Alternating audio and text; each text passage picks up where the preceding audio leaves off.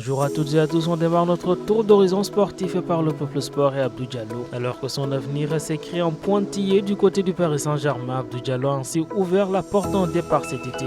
Le défenseur sénégalais champion d'Afrique n'a pas écarté l'idée de rejoindre l'Arabie Saoudite. Abdou Diallo donc a déclaré qu'il n'exclut pas du tout cette piste. Il est clair que ce genre de pays m'attire. Je connais déjà pas mal de monde en Arabie. Je serais comme un poisson dans l'eau si je devais y aller. Je reste ouvert, a-t-il déclaré. En attendant d'y voir plus clair, la publication informe que le club de la capitale a signé Chernour jusqu'en 2028.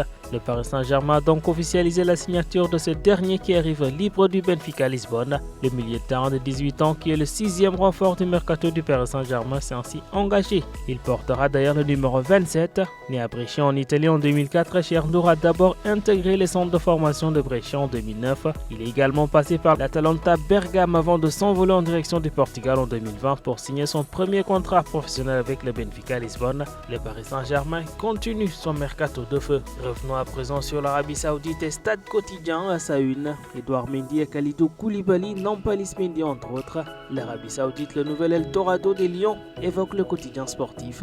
10 milliards de francs CFA pour convaincre Mbaye Diagne, Abdou Diallo donc le choix de vie en Arabie Saoudite. Le journal évoque également la Coupe du Monde 2026 et le tirage des éliminatoires à partir de 15h.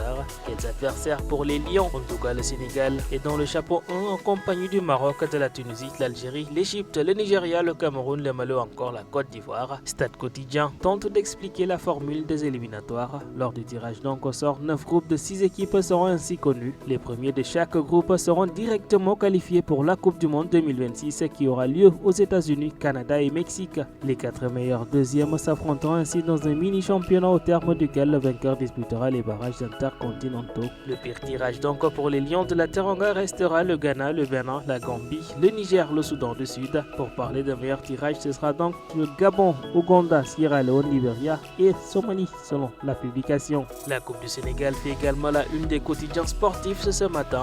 Du haut de la tribune sport, le Giraffe de Dakar a éliminé la Gel de Rufisque et fonce sur le GFC.